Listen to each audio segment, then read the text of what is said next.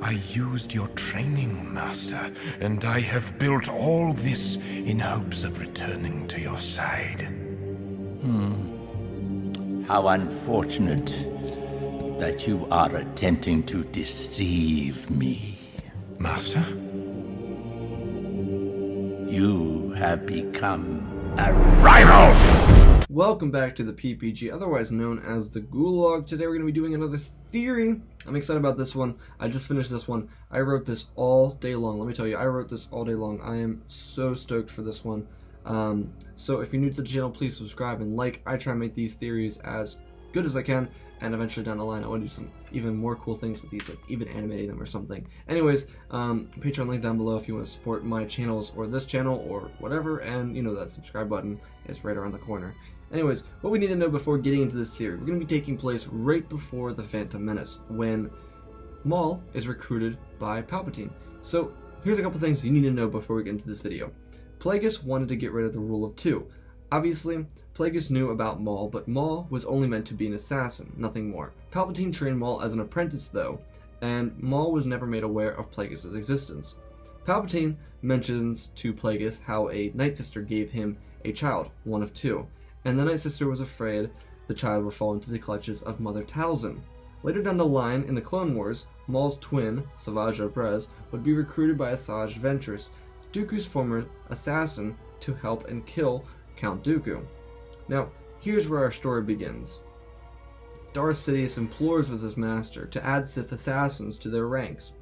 Plagueis agrees, but he reminds Palpatine that they are not to be apprentices, and that no one is to be higher than him or you.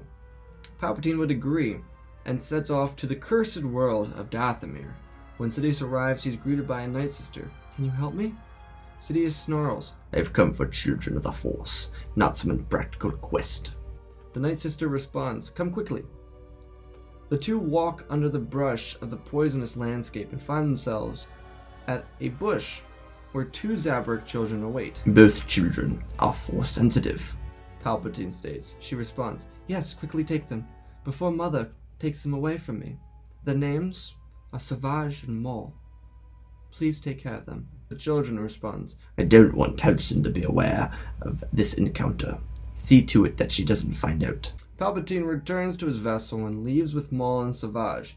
Now, Palpatine in Son of Dathomir, it's a comic, shows that he fears Mother Talzin, and this is because she could disrupt his plans. She was able to attack Dooku from across the galaxy. Now, at this point, Palpatine could be completely unaware of the situation, but he does want to stay safe in this situation because he's trying to overthrow Plagueis at some point. Upon Palpatine's return, he would keep Savage hidden. He wanted his master to believe that there was only one assassin, Maul. Palpatine knew that Plagueis was smart, but at this point, he was studying the Force extensively. Now, Plagueis was incredibly interested in the Force. He studied it all the time. He actually used the Force to feed himself, to keep himself alive, so that he could study the Force 24/7. Now, Plagueis wanted to forge a dyad with Sidious, and he'd been studying immortality especially, and you hear a lot of this in the Clone Wars, Phantom Menace, and especially, do you ever hear the tragedy of Darth Plagueis the Wise?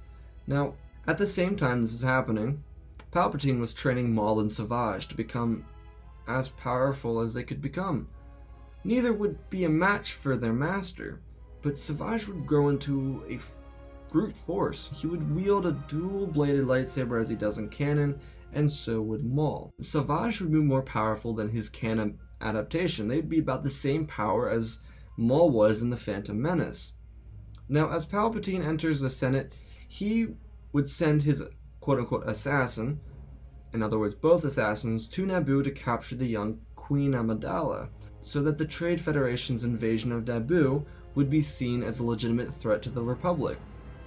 As the chase leads from Naboo to Tatooine, Savage and Maul encounter Jyn, and they also see a powerful child that accompanies him. They escape.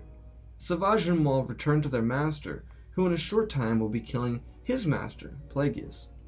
They tell Palpatine about the child, and Palpatine orders them to capture the child along with the Queen. Now everything plays out where the Jedi are made aware of Maul and Savage, and they also meet Anakin Skywalker. Now, in this theory, the Jedi assume that Maul and Savage are the master and apprentice.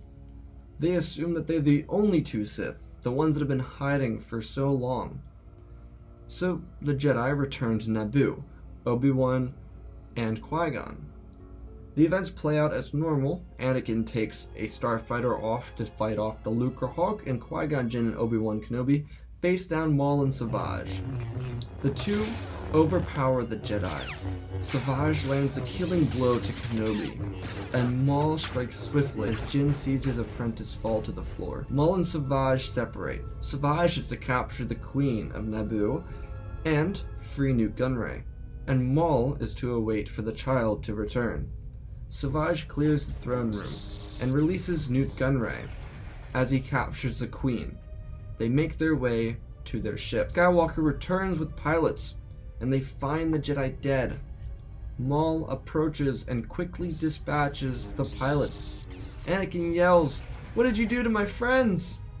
A massive wave of force flies from his wings and throws Maul across the room. Maul tells the young child that his master will have use for you, and he grabs Skywalker, who's been weakened. Now, I want to disclaim to you that this is kind of a situation, kind of like what you see in The Mandalorian, where Grogu isn't really capable of understanding a whole lot, but he's able to use the Force in mysterious ways.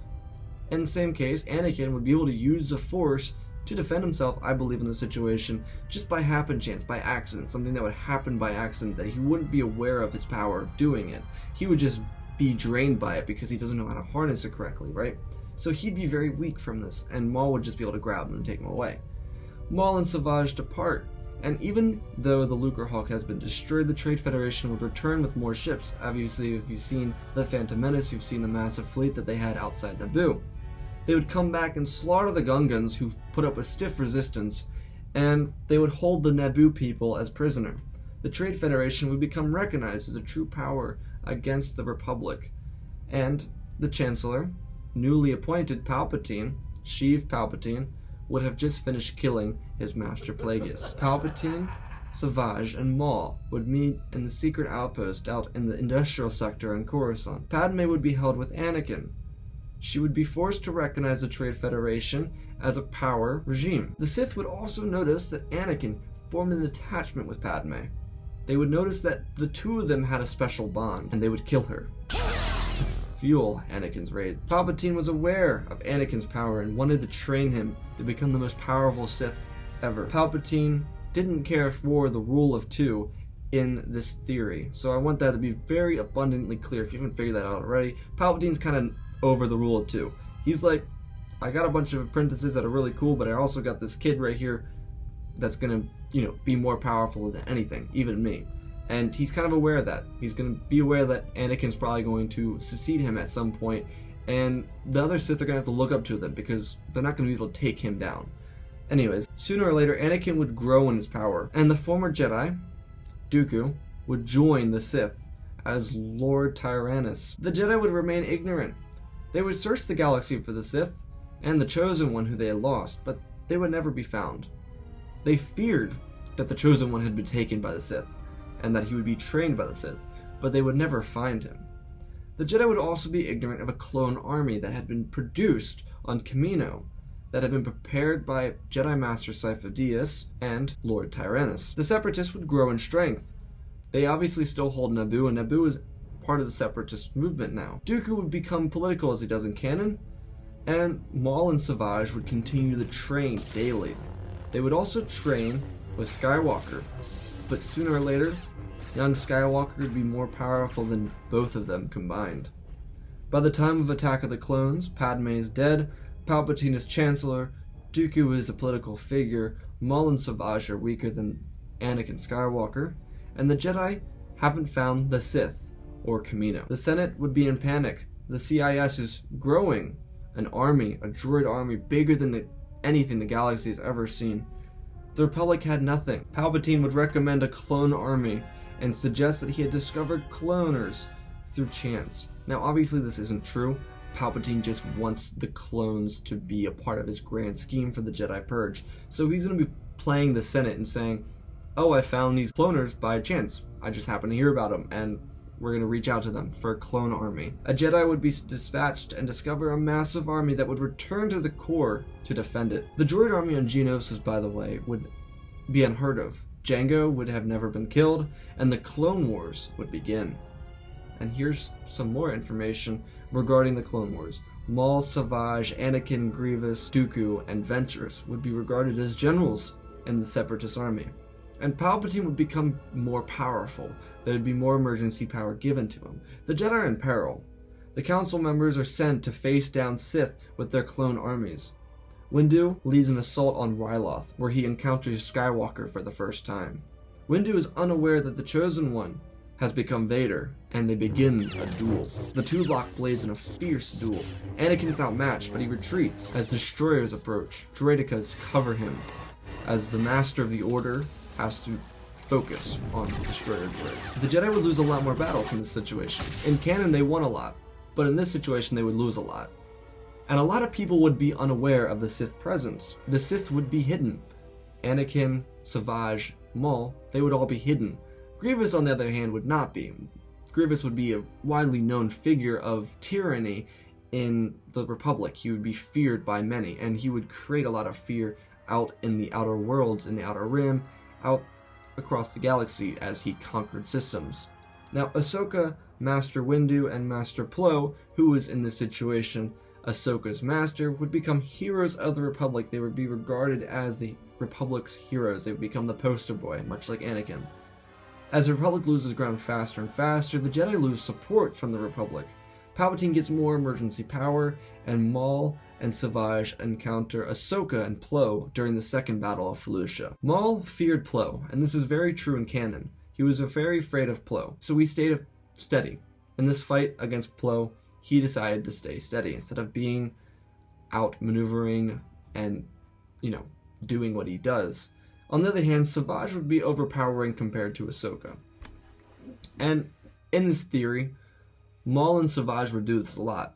When they found a duo of Jedi, Savage would take the weaker Jedi, while Maul would take the stronger one, because the weaker Jedi would be overpowered and outmatched by Savage, and the other Jedi wouldn't be able to do anything about it. It's exactly how they killed Obi-Wan and Qui-Gon Jinn in this situation, so they're going to utilize this strategy a lot. In this situation, though, Plo would see that Ahsoka is faltering and yell for her to stand back and get reinforcements. Plo would handle the two Sith well. He would struggle with Savage, and the way I see this battle is a lot like Obi-Wan Kenobi after Adi Gallia's death in the Clone Wars. Ahsoka would return with clones and Master Eth Koth. The Sith would run. As they were running, though, Plo would take Savage's arm off during their retreat. The two Sith would return to Palpatine defeated, and Palpatine would shoot a wave of electricity towards Savage. Maul would watch silently. Do not fail me again, Savage. Savage would say, "Yes, Master." Elsewhere, Dooku and Skywalker are sparring. They would do this a lot. Anakin wanted to be the best, and Dooku was the best duelist that Palpatine had available on the daily.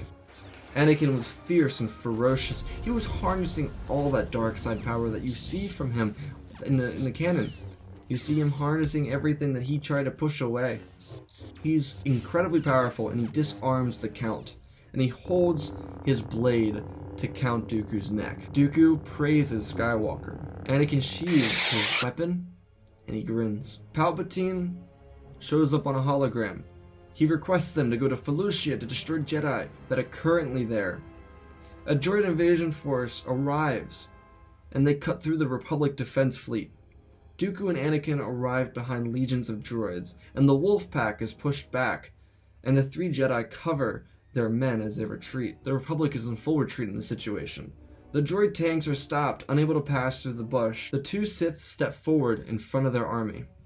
They stand before an army of clankers. Plo, Koth, and Ahsoka step from the brush as their clones move to a more defensible position. Koth would tell the Sith that it would end here. The Jedi would stand defensively as Anakin stepped forward, arrogantly. "Face me." Koth and Ahsoka would flank Skywalker as Plo would lock blades with Dooku. Skywalker would send a wave of lightning at Ahsoka as she tried to flank him, hitting her and sending her into a tree. Eth, Koth, and Anakin Skywalker would get into a heated duel, but the council member was no match for Anakin. Eth is struck down by Vader, and he makes his way to Ahsoka. who is still on the ground. Vader lifts his lightsaber and is hit with electric judgment from behind as Plo returns to parry Dooku, who tries to strike him down. Anakin, enraged, gets up to meet Ahsoka, who is trying to strike him down while he was getting up. Anakin grabs her saber hand and lifts her up and then plunges his saber into her. Ahsoka falls lifelessly to the ground. Anakin turns to Plo, who sees his apprentice fall lifeless. He pulls her lightsaber and ignites it. He tells Wolf through communications to prep the gunships, and Plo struggles between Dooku and Anakin. Dooku doesn't want to kill Plo, because Plo is a former friend, but Skywalker, his anger grows every strike he swings. Gunships can be heard over the duel of flashing blades. Plo lands a cut on Skywalker's shoulder. Nothing serious, but enough to make him angrier. Gunships come across the horizon, guns ablaze, to save their Jedi general, the one that remains. And Anakin pulls the two gunships together, colliding them to a fiery blaze. Another gunship lands, and Wolf and some clones run out to save Plo, and Plo knows that those clones will die. He sends a force wave towards them to save them, and they are sent back to their ship, and Plo is struck down by Vader, and the clones retreat. Anakin stands as victor, and Dooku looks at the dead Jedi. He sees that Skywalker is truly powerful, and Anakin calls Sidious, and he tells them of their victory over the 3 Jedi, 2 of which were council members. The CIS pushes the Republic to the brink. The Jedi struggle to hold on to any fronts, and with Maul, Savage, Anakin, Dooku, Grievous, and Ventress hunting Jedi, the Republic was on its heels. With the Jedi so weak, Palpatine decides the clones could effectively take out the Jedi. And in this situation, Palpatine would remove the Jedi from ranking. Now you could say Tarkin does this or anything, but essentially what I'm going for here is that Palpatine would say that the Jedi are ineffective generals. They've lost every battle in the war. They've not won any grand battles. They may have won skirmishes, but they've not won systems. And the Jedi are faltering, they're dying, they're being killed off, and no one knows how they're being killed off so easily. Obviously, people aren't aware of the Sith yet. And the few that have seen the Sith are Wolf and those few clones that survive. And they've only seen Dooku and Anakin. So in this scenario, Palpatine is removing the Jedi from power. The Jedi are just sitting in the temple now. The Jedi can't do anything. So Palpatine uses this moment to execute Order 66. Before though, he orders Anakin, Maul, and Savage to Coruscant. General Grievous follows. They are told to sneak in to the Jedi Temple. So the Jedi in this situation are down. In canon, they have about 10,000 Jedi at the time of the Clone Wars. In this canon, in this theory, they have about 5,000 Jedi. Because the number of Sith is much more than it is in canon. And Anakin, Maul, and Savage are killing Jedi across the galaxy. The Jedi are no longer afraid of just Grievous. They're afraid of whoever's killing the Jedi. They're not winning battles. The clones are being massacred, and the Jedi are being killed just as much. Palpatine sends Anakin, Maul, Savage, and Grievous to deal with the council members that currently reside on Coruscant, while the clones dispatch the weaker Jedi. And Palpatine tells Commander Fox of the Coruscant Guard that those who wield crimson sabers are not enemies, but heroes of the Republic. Do not strike them down. Palpatine wants to see the Republic losing because of the Jedi, because of their arrogance, showing that the Republic would succeed with his Sith apprentices. Dooku and Grievous were the only ones that were really in the public eye. The Sith were never noticed other than, like I said, Wolf and those few clones that saw Anakin and Dooku. The band of Sith would sneak into the Jedi Temple and await for the council members. Order 66 has been ordered, and the clones break through the temple's security and begin shredding the Jedi.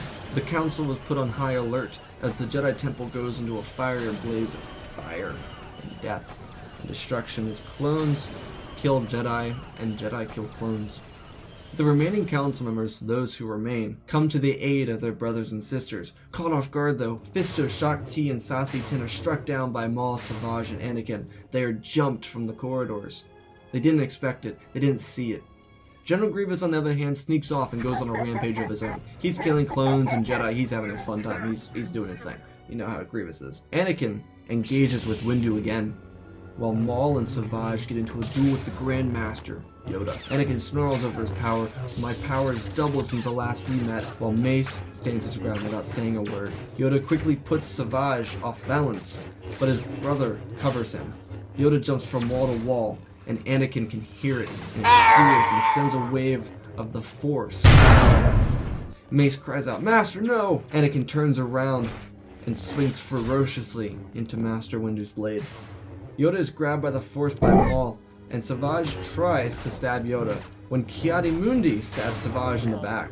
Maul is enraged and shouts his brother's name, and Maul begins to duel both Mundi and Yoda. Anakin, on the other hand, pulls Savage's weapon to his side and ignites it. He pushes Master Windu into a corner, and before he can land a finishing blow, Master Yoda sends him into a battle. "Skywalker, betrayed us you did. You left me no choice. You abandoned me, and now you will pay." Anakin lifts Master Windu, Mundi, and Yoda with the Force. He snaps all their necks simultaneously, and they all drop lifelessly to the ground. Anakin drops Savage's lightsaber near him, who is still breathing. Anakin leaves to kill more Jedi. Maul tends to his brother, who is still alive. Anakin is fueled by the killing as he strikes down Jedi and incinerates others with bolts of lightning and fury. Anakin enters a room. He heard crying, whimpering. The Jedi younglings. As Anakin enters, he sees them and says, "Come out. It's okay, young ones. Those who join will live. The rest will not." One steps forward and says, "We are Jedi. I am not." A shower of lightning cuts through the boy, dropping him.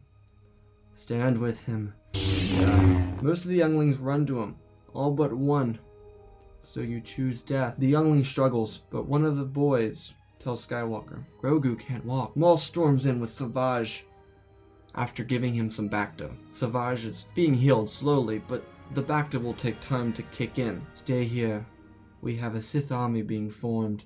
Keep these younglings safe from Grievous. I'll hunt for more Jedi." Anakin leaves. Maul is surprised that Anakin thinks he can give him orders, but he's willing to oblige. Anakin encounters a temple guard by the name of Pa-Un. The Jedi Knight knew it was all falling apart and asked for a way out.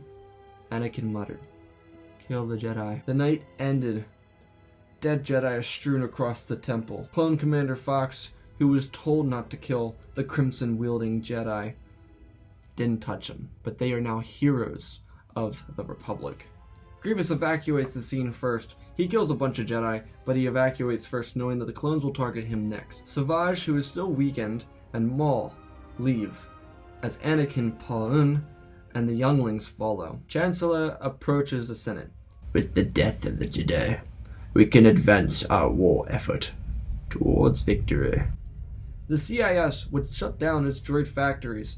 Grievous and Dooku would become shadows, as the Sith would begin to have inner fighting, especially between Anakin and Maul and Savage. Maul and Savage, they were intimidated by young Skywalker because they watched him kill 3 council members at once, and 2 of them being the most powerful in the Order, Master Yoda and Master Windu. Grievous, on the other hand, wanted power. He just wanted power. Dooku, having done his part, would become an advisor. He would become more like a master, and he would actually fill the role much like Yoda did. He would become a mentor for the younglings, which I think is some way ironic. I think that was kind of ironic. I didn't intend for that, but it kind of came out really cool.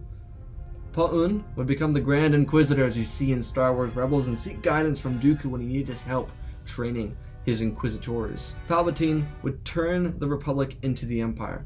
And before I go any further, the reason this would work even better than it does in canon is because in canon, the Republic feared the outcome of what would happen if they were left under the control of someone like Grievous, because they saw Grievous and the Separatists as a force that would inhabit people and enslave them and torture them and genocide them and take away all their supplies. So they saw that as fear. In this scenario where the CIS has more control and wins more battles, that would be even greater. So moving the Republic into an empire would make more sense for a lot of the senators in the Republic, and a lot of the people of the Republic would agree with it, and they'd be more willing to agree with it as well. Grievous would be sent to Geonosis, where he would contemplate a droid rebellion. Maul and Savage would consider killing Anakin, but they wouldn't, out of fear of killing Sidious's favorite apprentice. The Jedi have been wiped out, and tyranny would thrive until someone would bring balance to the Force. Wow, that was a long theory. That is incredible. I spent all day writing this. I was really excited about this and bringing it to life, and I would like to bring it to life even more someday, maybe like an animated feature thing. But this was a really long theory. I actually might bring it up in 2 parts. I'm not sure yet. But I mean, really cool theory, honestly. You guys might disagree with some things, but I want to hear what you have to talk about. Obviously, it's a theory, and I thought it was kind of cool. The whole idea of Maul and Savage being trained by Palpatine is much different than the actual canonical timeline, because Plagueis knows about Maul, but in this scenario, I don't want him to know about Savage, because Palpatine's got a greater plan. And in this scenario, I think Palpatine removing the rule of 2 would also make sense. He wanted power, and obviously, no one would want to challenge him or Anakin. Anakin was way too powerful to be challenged, and I try to make that apparent. Obviously, Anakin becomes a bit of a star killer in this situation, throwing 2 gunships together, killing 3 Jedi Masters at the same time. I know, it's a lot. It's far-fetched, but I want to make it apparent that Anakin would be the most powerful being in the galaxy at this time. He had been trained for 10 years plus at this time period. If it's Attack of the Clones, he's been trained for at least 8 years. If it's Revenge of the Sith, it's more than 10. So Anakin's been trained for a long time. And I want to prove that he's been trained how to use the dark side of the Force and harness all those abilities that we never got to see him use as Vader. We got to see him use some of those abilities as Vader, especially in the Tantive 4 right before the end of Rogue One, but you never get to see him do that as Skywalker. And I think having him harness his abilities as Skywalker, as a young Skywalker, coming into his 20s, would be incredible, and I think his power would be unstoppable. Now, if you guys have been on the channel recently, you guys know that a lot of the theories that I've done have a really light side ending. I wanted to make this as dark as possible. I think I accomplished that. I'm sure there's going to be people reeling from Obi-Wan's death. I'm sure there's going to be people reeling from me killing Ahsoka in the way that I did. I'm sure people will be reeling from Plo's death, as well as how I killed off Master Windu, Ki-Adi-Mundi, and Master Yoda. But overall, I think this was a lot of fun. It's pages long. I mean, this is a long theory. I spent forever writing it, but I think it'll be really fun to bring to life. I'm really excited about it, so I hope you guys enjoyed it as much as I did making it. For all of you those out there, please leave a like down below and subscribe, and if you want to hit the Patreon up, hit the Patreon up. I would love that, and I can release theories to you early and release Star Wars content to you early. I would love to do that. That would be just great for me. Anyways though, what a theory. If you want to see more, subscribe, do the whole thing. I love you all. Spread the love. May the Force be with you always, my friends. I'll see you guys in the next video. Peace out.